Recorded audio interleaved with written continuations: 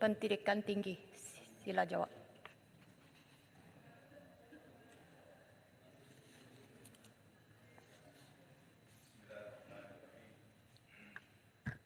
Assalamualaikum warahmatullahi wabarakatuh. Salam sejahtera, salam Malaysia Madani dan salam Ramadan. Terima kasih Puan Yang di-Pertua. Terlebih dahulu izinkan saya rafak sembah ucapan tahniah atas pelantikan Bawah Duli Yang Maha Mulia Sri Paduka Baginda Yang di-Pertuan Agong ke-17 Sultan Ibrahim dan ke Bawah Duli Yang Maha Mulia Sri Paduka Baginda Raja Permaisuri Agong Raja Zahir Sofia. Saya juga ingin merafak sembah dan menjunjung kasih dan setinggi-tinggi penghargaan kepada ke Bawah Duli Yang Maha Mulia Sultan Pahang dan ke Bawah Duli Yang Maha Mulia Tengku Ampuan Pahang yang telah menaungi negara dan rakyat sepanjang tempoh 5 tahun dengan penuh kebijaksanaan. Bagi pihak Kementerian Pendidikan Tinggi, saya ingin merakamkan penghargaan kepada semua ahli yang berhormat yang telah membahaskan perkara-perkara dan isu-isu yang berada di bawah tanggungjawab kementerian semasa sesi perbahasan usul menjunjung kasih ke atas titah diraja. Puan Yang di-Pertua, Kementerian Pendidikan Tinggi memainkan peranan yang amat penting dan signifikan dalam melahirkan bakat masa hadapan yang mapan dan berkeupayaan. KPT juga perlu memastikan agar kewujudan ekosistem pendidikan tinggi negara sentiasa relevan, kondusif serta aktif. Saya percaya bahawa institusi pendidikan tinggi adalah embrio kepada pewujudan kumpulan bakat negara yang seterusnya akan menyumbang kepada pertumbuhan negara bangsa yang madani.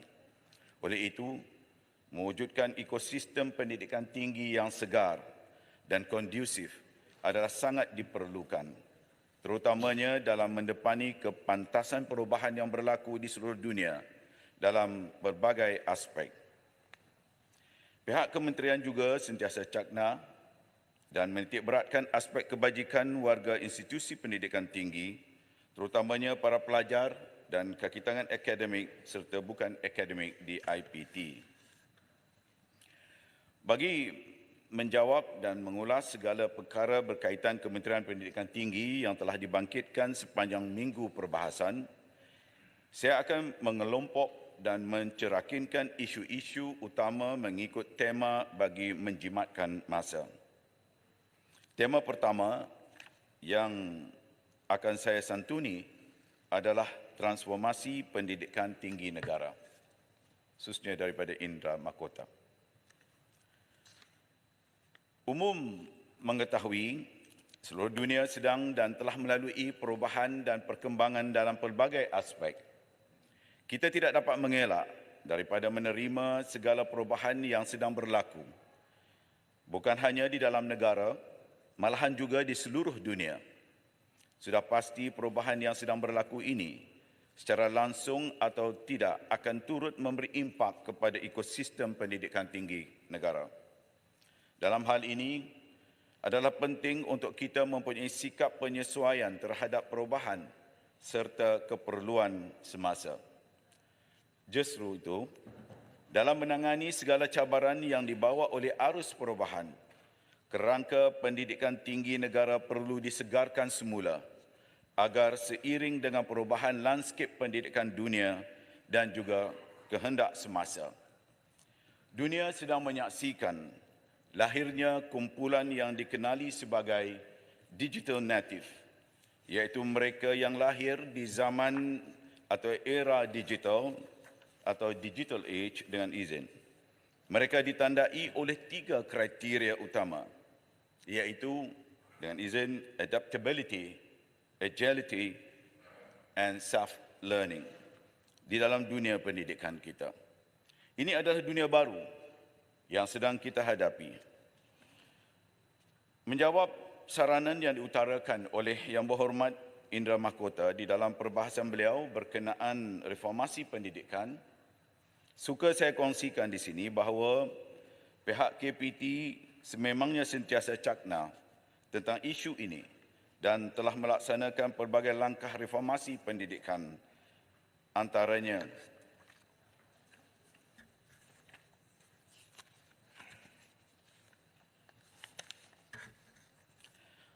Penubuhan jawatan kuasa menyemak dan mengkaji semula dasar pendidikan tinggi nasional yang dikenali sebagai National Review Committee atau NRC.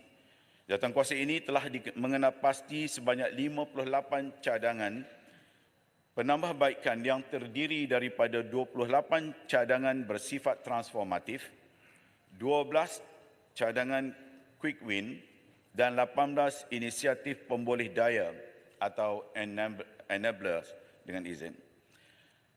Hasil laporan NRC ini juga akan dijadikan sebagai input dan asas dalam pembangunan pelan pendidikan tinggi yang baharu bagi menggantikan Pelan Pembangunan Pendidikan Malaysia 2015-2025. Kedua, dalam menyahut hasrat yang amat berhormat Perdana Menteri yang telah memperkenalkan gagasan Malaysia Madani serta hasrat beliau untuk Malaysia menjadi negara maju dengan mengambil kira faktor manusiawi seiring pembangunan ekonomi, Kementerian melihat TVET sebagai salah satu pemboleh daya kepada pertumbuhan ekonomi negara. Sehubungan dengan itu, transformasi Politeknik 2023-2030 telah diperkenalkan. Melalui transformasi ini, terdapat 4 matlamat, 3 Strategic Reform Initiative dengan izin dan 13 Critical Reform Agenda dirangka bagi menyokong agenda transformasi Politeknik 2023-2030. KPT juga sedang membangunkan kertas posisi dengan izin New Horizon for Science, Technology and Innovation, a strategy to enhance higher education in Malaysia. Kertas posisi ini bertujuan untuk menilai impak teknologi disruptif semasa dan masa hadapan ke atas aspek pengajaran dan pembelajaran, penyelidikan, inovasi serta tadbir urus pendidikan tinggi serta mengenapasti tindakan-tindakan intervensi, strategi-strategi penambahbaikan dan key takeaways yang boleh diadaptasi oleh KPT terutamanya dalam bidang sains, teknologi, inovasi dan ekonomi. Untuk makluman ahli-ahli Dewan Yang Mulia ini, pada tahun ini juga terdapat beberapa dasar dan pelan yang akan dibangunkan dan diluncurkan. Antaranya, pertama, Pelan Pembangunan Pendidikan Tinggi Malaysia 2026-2035. Kedua, Dasar dan Pelan Tindakan Pengantarabangsaaan Pendidikan Tinggi 2024-2030 dan ketiga, Pelan Induk dan Pelan Tindakan Pembudayaan Pembelajaran Sepanjang Hayat 2024-2030. Puan Yang di-Pertua, saya masuk ke bidang akademik dan ranking. Yang Hormat Menteri. Terima kasih Timbalan Speaker. Syabas tahniah atas segala usaha khususnya berkenaan dengan TVET di Kementerian Yang Berhormat. Cuma saya dapat tahu melalui laporan-laporan berita dan sebagainya bahawasanya menjelang Jun tahun ini 2024 akan ada update dengan izin atau dasar TVET negara akan diumumkan secara mendalam dan menyeluruh, dan saya nak memohon Yang Berhormat memberi sedikit ulasan berkenaan dengan apa yang disebutkan pengantarbangsaan pendidikan di pengajian tinggi. Dalam konteks TVET, sama ada pengantarbangsaan itu akan juga merangkumi institusi-institusi TVET di Malaysia dengan institusi-institusi TVET di luar negara, malah syarikat-syarikat yang nak menawarkan qualification atau kelulusan dan pentauliahan di peringkat Malaysia dapat link dengan misalnya kat UK City and Guilds dan sebagainya untuk mendapat pentauliahan cross country dengan izin. Dan yang last sekali, dari segi latihan atau silibus yang ada di Malaysia dalam TVET, sama ada on the job maupun dari institusi, sama ada akan dipertimbangkan dalam dasar TVET negara untuk akhirnya memberikan mata MQA kepada sesetengah kursus supaya pengamal-pengamal TVET macam teman ni akhirnya ada ruang untuk dapat degree dalam bidang-bidang TVET. Sekian. kasih soalan yang dikemukakan oleh Ipoh Timur. Untuk pengetahuan Ipoh Timur, dasar TVET negara ini dipengerusikan oleh Yang Amat Berhormat Datuk Seri Dr. Ahmad Zahid Hamidi selaku Timbalan Perdana Menteri, dan di bawah kelolaan beliau selaku pengerusi, beliau menggabungkan keseluruhan program-program TVET yang dilaksanakan di semua peringkat, termasuklah di peringkat kementerian-kementerian dan agensi-agensi yang ada. Dalam konteks perkara kedua yang dikemukakan, iaitu berkaitan dengan proses pengantarabangsaaan. Kita menggunakan beberapa pendekatan dengan beberapa negara yang lain, termasuklah dalam kerangka mengadakan hubungan seperti dengan negara Jerman, negara China, dan juga yang terbaru, saya turut mengiringi Yang Amat Berhormat Timbalan Perdana Menteri ke Jepun untuk melihat bentuk-bentuk program TVET yang dilaksanakan di sana, dan selain daripada itu bagi membolehkan supaya program-program yang dianjurkan itu, yang dilaksanakan itu ada kaitannya juga dengan industri-industri yang berkaitan dalam negara kita. Kerana ada kalangan pelabur-pelabur daripada negara-negara yang berkenaan datang ke negara kita mahukan kursus-kursus yang berkaitan dengan bidang yang nak mereka labur di negara kita. Itu yang pertama. Bagi menjawab soalan seterusnya, iaitu berkaitan dengan kursus berkaitan dengan silibus-silibus yang dianjurkan. Ia akan menjadi satu program yang bersifat lebih agile, iaitu lebih terbuka, fleksibel, di mana kita tidak akan meletakkan hanya semata-mata program-program yang dianjurkan di peringkat TVET itu hanya dilakukan di institusi-institusi yang sedia ada. Apa yang kita anjurkan pada hari ini ialah dengan membuka ruang supaya program-program micro-based learning dengan izin, iaitu program yang dianjurkan bersama dengan industri-industri yang berkaitan. Dan yang keduanya, kita juga memperkenalkan kursus-kursus yang bersifat micro-credentials bagi membolehkan ada program-program yang tidak memerlukan satu tempoh jangka yang panjang untuk dianjurkan, bagi membolehkan mereka ini terus bekerja di sektor-sektor yang berkenaan. Oleh yang demikian, kita telah pun minta supaya pihak-pihak negeri khususnya yang ada pelaburan mereka di sana supaya mengadakan perbincangan ini dengan pihak kementerian bagi membolehkan kursus-kursus yang seperti ini dianjurkan, dan kita dapat menyediakan bidang pekerjaan kepada mereka yang memohon pekerjaan di bidang-bidang yang tersebut. Terima kasih. Akademik dan ranking. Saya akan penjelaskan perkara yang berkaitan akademik, termasuklah ranking universiti yang diutarakan oleh YB Dungun, YB Jempol, YB Wangsa Maju dan YB Kemaman. Saya berterima kasih kepada YB Dungun yang telah menyarankan agar kursus-kursus yang ditawarkan di institusi pendidikan tinggi perlulah selari dengan IR 4.0 dan juga berkait dengan artificial intelligence atau kecerdasan buatan yang merupakan keperluan semasa di dalam sektor pekerjaan dan ekonomi.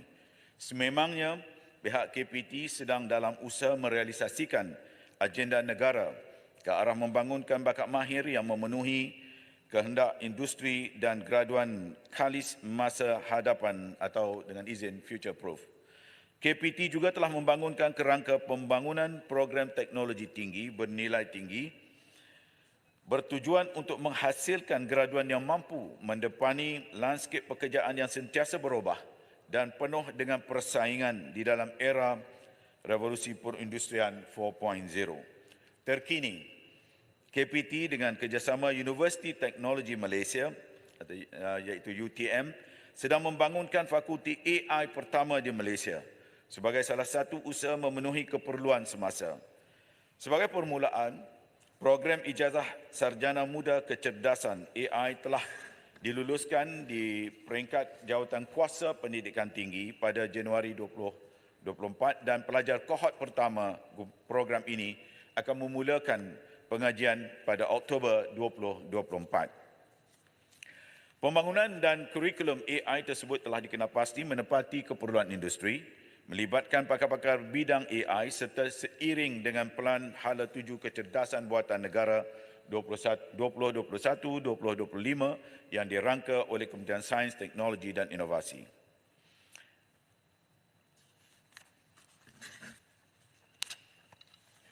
Seterusnya, saya ingin memberi penjelasan kepada saranan yang telah diberikan oleh YB Wangsa Maju agar kursus-kursus akademik.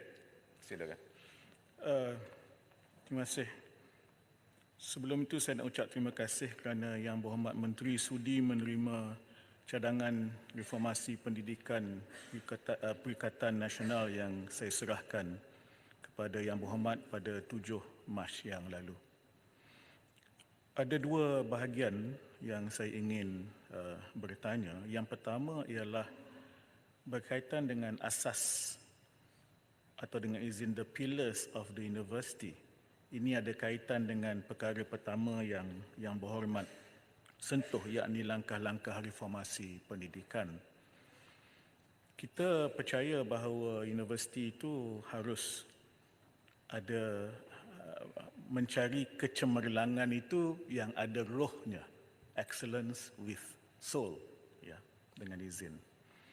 Jadi ada banyak, tapi antaranya dua ialah kepimpinan universiti itu yang seharusnya terdiri daripada seorang Vice Chancellor yang merupakan dengan izin a leading figure in his or her discipline supaya boleh terhasil dua perkara yang sakral di universiti, iaitu peer recognition dan collegiality. Dan yang kedua ialah ada masanya bab ilmu ni dia tak boleh diukur, dia tak boleh di-measure, tapi dia kena menggunakan proses evaluation atau penilaian. Perkara yang kedua yang saya nak timbulkan ialah berkaitan kurikulum tadi.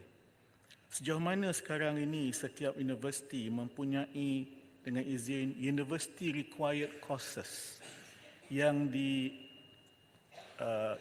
oleh semua pelajar, kerana antara matlamat akhirnya ialah walau apa pun disiplin yang diikuti pelajar, walau apa pun jenis universiti, matlamat akhir ialah melahirkan a good man and not just a good worker. Dengan izin. Terima kasih.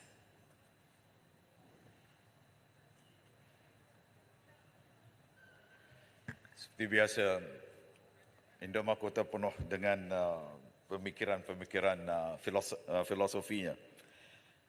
Dan kita berkongsi, saya sebenarnya berkongsi dengan beliau dalam beberapa pemikiran yang dilontarkan, khususnya dalam konteks pembinaan manusia. Kerana universiti itu mesti berperanan membina manusia, menjadikan manusia itu yang baik, ataupun yang seringkali kami sedang gunakan istilah muwatinus salih, iaitu warga negara yang baik, dan dengan sendirinya dalam masa yang sama bukan hanya warga negara yang baik tetapi juga manusia yang baik.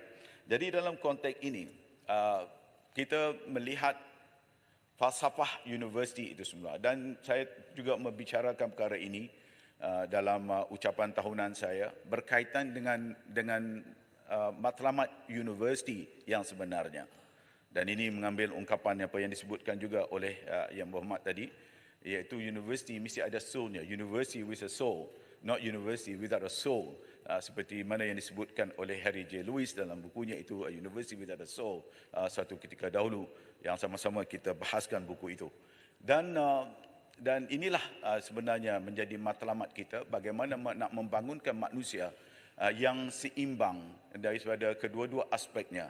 Dan saya setuju bahawa perlu ada keperluan di universiti untuk mempunyai kurikulum yang seimbang. Sebagai contoh, apabila sebuah universiti itu menganjurkan program-program ataupun kursus-kursus yang bersifat teknikal, dan ia sewajarnya juga mempunyai kursus-kursus yang seimbang dengan seperti dalam bidang human sciences. Dan inilah yang kita syorkan. Dan ini juga untuk pengetahuan Yang Berhormat Indah Mahkota, yang sedang dibicarakan oleh sarjana masa kini, Howard Gardner sebagai contoh, membicarakan bagaimana parahnya keadaan universiti di barat, khususnya di Harvard, apabila hanya melahirkan manusia yang hanya memberi tumpuan kepada dalam bidang akademik dan untuk mencari pekerjaan semata-mata tanpa melahirkan satu dimensi lagi, iaitu dengan memberi penekanan kepada aspek-aspek moral, nilai dan sebagainya. Ini adalah perkara yang sedang kita rangka bersama untuk melihat dalam konteks ini supaya akhirnya nanti graduan-graduan yang akan lahir daripada universiti-universiti kita akan mempunyai keseimbangan yang baik dan menjadi masyarakat yang baik, rakyat yang baik dan juga manusia yang baik. Silakan, Abi. Terima kasih Yang Menteri. Saya sangat berminat dengan penjelasan dan hala tuju yang disebut oleh Yang Menteri. Cuma saya ingin tanya sedikit dan mungkin boleh sebagai satu cadangan kepada pihak kerajaan berkenaan dengan dua golongan yang sangat penting yang perlu kita libatkan dalam Kementerian Pendidikan Tinggi, sekalipun mereka ini merupakan golongan yang sedikit terabai. Satu, berapakah dan apakah hala tuju kerajaan berkenaan dengan ingin meningkatkan penglibatan dan kemasukan orang-orang OKU dalam universiti-universiti negara kita, terutamanya membabitkan pelbagai jenis kecacatan. Maknanya kalau yang berkursi roda itu mungkin cukup dengan ada accessibility, tetapi hal-hal lain juga memerlukan suatu tindakan yang perlu dibuat oleh pihak kerajaan berkenaan contohnya autism dan sebagainya. Satu. Yang kedua, di sana terdapat beberapa program telah disebut dan dirancang serta dijalankan di penjara yang membuat kerjasama dengan pihak universiti dan juga mungkin TVET berkenaan dengan AI dan sebagainya. Jadi saya ingin mendapatkan pandangan dari Perdana Menteri, adakah kita boleh merancang supaya lebih ramai anak muda yang tergelincir untuk kembali semula ke alam pendidikan tinggi, kerana kebanyakan mereka ini sangat berminat, tetapi saya dapati jumlah yang graduate daripada penjara tak ramai. Jadi bagaimana kita perlu buat motivasi yang lebih supaya orang-orang yang tidak pandai ini dapat kita kembalikan kepada pemulihan yang sebenarnya. Terima kasih. Berhormat Menteri, boleh jawab sekali? Ya, tadi saya terpanggil dengan hujah-hujah yang berhormat Menteri yang juga tidak ketinggalan dengan pelosok-pelosok yang tinggi. Dan saya memang melihat bahawa kebanyakan sekolah-sekolah ataupun universiti, mereka cuma memberi penekanan kepada akademik itu sendiri. Tetapi kalau kita lihat di Jepun yang berhormat Menteri, bagaimana Jepun melahirkan pelajar-pelajar yang cemerlang, bijak pandai, tetapi mereka bertamadun, beradab tinggi dan mengetahui sejarah negara mereka sendiri. Jadi apakah ini tidak akan diterapkan di negara kita supaya mereka cemerlang, bijak pandai, tetapi mengetahui sejarah negara kita dan mereka tidak akan menjadi orang yang orang kata tidak bertamadun apabila keluar dari universiti. Terima kasih. Pandangan yang baik daripada ni, nanti saya ulas kemudian. Cuma saya nak jawab yang ada satu bahagian lagi yang belum saya jawab daripada Indra Mahkota. Lepas tu saya pergi kepada Tumpat. Tumpat tak silap saya. Pak saya tak tahu sama anak murid saya dulu atau tidak. Dia berminat tu daripada Kementerian Luar tu sampai dia sering kali bertanya dengan saya. I think she's my student. But cuma yang saya nak sebutkan di sini iaitu perkara yang ketiga yang dibangkitkan oleh Indra Mahkota yang berkaitan dengan pemilihan-pemilihan VC kita ini. Seperti yang kita ketahui bahawa penilaian dan pencarian VC ini dia berasaskan kepada kriteria-kriteria yang tidak mesti ada nilai scholarship yang pertama dan juga integriti ilmunya. Dan saya maklum tentang kedudukan dari segi kriteria yang perfect yang perlu kita dapati dalam pemilihan VC ini. Namun kriteria ini telah pun ditetapkan dan kita telah mempunyai satu jawatankuasa pemilihan yang dibentuk. Jadi mereka inilah yang membuat penilaiannya. Malah saya tidak menafikan bahawa dari aspek penilaian peer review dan collegiality itu juga sangat-sangat penting. Dan ini adalah antara perkara yang mungkin dapat dibuat penilaian dari masa ke semasa. Seperti yang kita ketahui dalam konteks universiti, pentadbirannya dia berada dalam tahap-tahapnya. Mungkin seorang Vice Chancellor itu akan memegang jawatannya hanya dalam tempoh-tempoh tertentu saja. Yang ini hal-hal seperti inilah yang juga kita buat sama-sama.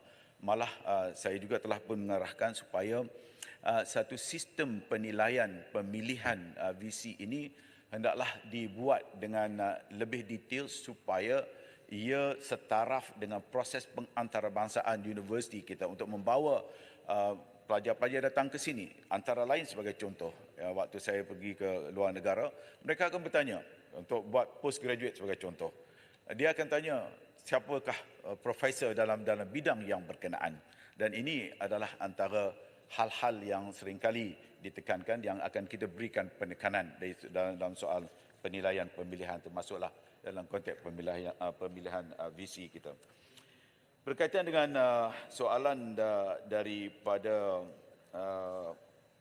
Tumpat tadi, iaitu berkaitan dengan OKU kita.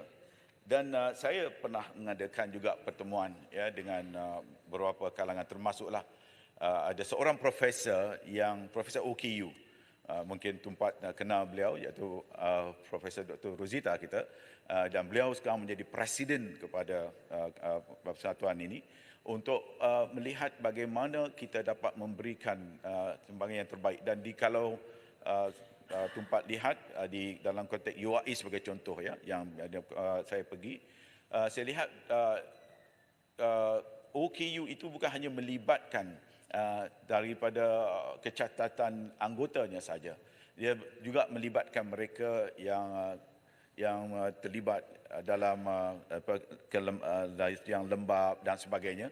Dan ini dikumpulkan bersama dan mereka berada di universiti. Dan saya lihat UAE antara contoh. Dan saya percaya di universiti yang lain juga mempunyai peluang-peluang yang sama yang diberikan seperti mana yang diberikan oleh UAE ini. Cuma kalau UIB ada cadangan-cadangan yang lebih baik, bagaimana kita nak memperkukuhkan lagi untuk pengambilan OKU seperti ini, boleh cadangkan kepada pihak kementerian. Terima kasih. Yang berkaitan dengan kinabatangan, saya terima kasih pada kinabatangan yang memberikan pandangan yang baik, dan ini adalah merupakan seperti yang saya sebutkan tadi juga merupakan satu pendekatan yang hendak kita laksanakan seperti mana disebutkan di Jepun tadi. Baru-baru ini saya melawat Jepun, dan salah satu institusi yang kita lawati itu namanya Kosen Institute, yang melahirkan setiap tahun 50,000 graduan engineering. Dan apa yang menarik di dalam konteks Kosen ini ialah mereka bukan hanya semata-mata melahirkan kumpulan engineernya yang sangat diperlukan, yang sangat berkualiti, tetapi dalam masa yang sama mereka memperkenalkan kurikulum sains sosialnya, iaitu nilai-nilai kemasyarakatannya, dan dengan satu matlamat tema yang dipanggil sebagai melahirkan dia panggil doktor social doctor. Saya bertanya, what do you mean by doctor social doctor? Tapi apa yang dimaksudkan oleh mereka ialah mereka perlu kembali semula kepada masyarakat, memberikan perkhidmatan yang terbaik kepada masyarakat dan juga kepada negara mereka. Jadi dari segi pendekatan kurikulumnya begitu berimbang sekali, dengan memberikan juga penekanan kepada soal-soal nilai, soal-soal moral dan juga keperluan kepada negaranya. Penjara tadi. Saya ada 4 ni. Ada penjara tadi belum jawab. Pasal penjara. Oh ya, sorry. Dan saya dah adalah 6 murid kepada Indra Mahkota. Ya, yang sorry. Oh, your student lah. Baik, yang berkaitan dengan penjara ini, kita seperti mana yang berhormat juga sedia maklum, kita tidak menghalang mana-mana pihak pun untuk melanjutkan pelajaran mereka. Memang saya dipahamkan melalui Kementerian Dalam Negeri, dibincangkan bahawa ruang-ruang itu diberikan kepada mereka sekiranya mereka berkeinginan untuk melanjutkan pelajaran tanpa membuat tesis mereka. Dan seperti yang kita sedia maklum, saya tidak ada numbers berapa figure yang telah pun keluar, tapi saya fikir sudah ramai yang sudah keluar daripada kursus yang ditawarkan daripada penjara ini. Saya ada 3, 4. Rekas saja. Dulu tu Yang hanya nama Rasul ada di sana. Silakan. Terima kasih Menteri. tahniah dengan jawapan saya rasa cukup komprehensif dan memang layaklah untuk jadi menteri. Cuma usaha saya mungkin luas sikit pada apa yang dibincangkan, iaitu berkaitan dengan UEC. Saya difahamkan bahawa setakat ini UNICEF mengiktiraf UEC, peperiksaan UEC untuk kemasukan. Adakah kajian bercadang untuk buka ruang kepada universiti-universiti lain untuk mengiktiraf UEC sebagai syarat kemasukan ke universiti-universiti awam atau universiti swasta? Terima kasih, Yang Tua. Yang Berhormat Menteri, masa sudah tamat. Boleh jawab satu je. Sila gulung. Satu. Saya bagi 5 minit sahaja. Sila gulung selepas itu. Satu soalan saja. Saya silakan. Okey, terima kasih Menteri. Oleh kerana kita tahu bahawa mahasiswa adalah merupakan aset untuk kepimpinan negara. Saya mencadangkan supaya KPT mengadakan debat perdana peringkat untuk IPT. Itu yang pertama. Dan saya juga mengingatkan, kita tahu bahawa TVET memang kita nampak tadi seolah-olah memang menjadi harapan lah kepada negara. Tapi saya juga mahu supaya TVET ini juga tidak ditinggalkan kurikulum rohaniah, itu keagamaan, supaya kejayaan mereka menjadi seorang, kita kata, manusia yang seimbang. Terima kasih. Jadi saya juga tanya, lebih kurang sama punya. Okey. Okey ya. Terima kasih. Sikit. Okey. Mohon Menteri, saya dalam ucapan saya ada tanya, macam mana dengan kita wujudnya pensyarah sebenarnya yang keluarkan kenyataan yang rasis, dan kita ni harus menggunakan kampus untuk memupuk perpaduan di kalangan semua kaum di kampus kita. Jadi apakah akan dilakukan oleh kementerian? Menteri sikit saja, Menteri. Sikit je. Menteri sikit saja. Saya terkejut. Rob. Saya dulu. 2 minit dulu. Saya dulu bangun. Saya bangun dulu. Okey, berhubung dengan isu. Okey, terima kasih. Yang Hormat Menteri, saya sangat tertarik dengan ucapan berkenaan dengan pembangunan intelektual. Intelektual bagi meningkatkan kualiti pendidikan negara, dan kita akan bergerak ke negara yang maju. Tapi saya tengok bila intelektual ini sudah menjadi seorang yang academician dan dia bercakap akademik, dia dihukum. Ini berdasarkan ilmu yang dia belajar, dia bercakap, bukan resis. Seperti yang si Putih sebut tadi tu, bukan resis, dia bercakap berkenaan ilmu dia. Dia PhD dalam bidang ini. Tiba-tiba dia disiasat, dikatakan resis. Tak boleh macam tu. Mana pembinaan intelektual yang kita nak pergi sekarang ni? Terima kasih Menteri. Yang isu saya berkenaan isu UEC, kerana kami tahu sekarang universiti-universiti awam seperti Universiti Malaya, UPM, USM sudah boleh iktiraf OSMAT, Australian Matriculation, IB, dan juga China High School SM, iaitu Gaokao China, dan banyak-banyak student Cina pun boleh masuk ke Universiti Malaya walaupun mereka tak belajar bahasa Malaysia dan juga sejarah Malaysia. Oleh itu soalan saya adalah, kenapa jika universiti awam boleh menerima student-student dari Cina yang tidak pernah belajar bahasa Melayu dan juga sejarah Malaysia, kenapa kita tidak masukkan atau enroll student UEC yang diiktiraf oleh lebih daripada 200 buah universiti serata dunia? Sekian, terima kasih. Tak tahu nama boleh Yang benarkan Menteri, saya sambung. sila gulung. Saya jawab dulu sebelum saya gulung. Kalau tak sempat, bagi jawapan tertulis. Baik. Saya jawab dulu yang berkaitan dengan UEC ini. Seperti kita sedia maklum bahawa sebuah kerajaan Sarawak telah pun mengiktiraf. Bagi dalam konteks kita di Universiti Awam, kita belum mengiktiraf lagi. Dan dalam konteks KP tentang pensyarah yang mengeluarkan kenyataan resis dan sebagainya, kita perlu membedakan di antara kenyataan-kenyataan yang bersifat akademik dan juga kenyataan-kenyataan yang bersifat a mere statement, sama ada datangnya daripada pensyarah maupun di kalangan orang biasa. Jadi kenyataan-kenyataan ini kita tidak boleh bezakan sama ada ini pensyarah, ini orang biasa. Apapun, seperti yang kita sedia maklum, dunia akademik adalah dunia akademik. Apabila mereka berhujah, mereka akan menyampaikan hujah-hujah berdasarkan kepada dunia akademik mereka, dengan latar belakang mereka, dengan kelebihan. Lantaran itu adalah menjadi tanggungjawab juga bagi mereka yang tidak sependapat dengannya dalam konteks akademik, memberikan hujahan-hujahan yang bersifat akademik. Itulah yang dinamakan sebagai dunia akademik. Namun walau bagaimanapun, sebarang kenyataan yang hanya bersifat orang kata making a statement yang a sweeping statement itu tidak boleh kita terima. Jadi saya bedakan antara dua perkara ini. Dalam dunia akademik adalah dunia akademiknya. Jadi saya harap saya jelaskan perkara ini. Yang akhir sekali ialah baik itu berkaitan dengan debat KPT. Debat KPT ini kita dah buat yang Berhormat Tumeloh. Setiap tahun kita ada dan kita ini merupakan antara salah satu program yang Indra Mahkota sangat suka sekali. Yang berkaitan dengan Indra Mahkota memang pakar dalam bidang debat.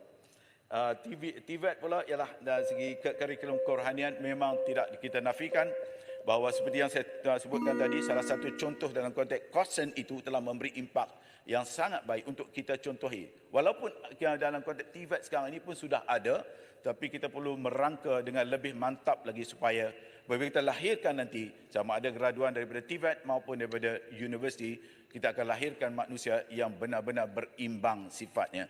Jadi saya banyak lagi sebenarnya kalau Lagi jawapan bertulis. dengan izin I have a lot dengan oleh kerana Puan Yang di-Pertuan minta saya akan jawab secara bertulis kepada yang berhormat sekalian dengan izin. Terima kasih. Terima kasih Yang Berhormat Menteri. Sekarang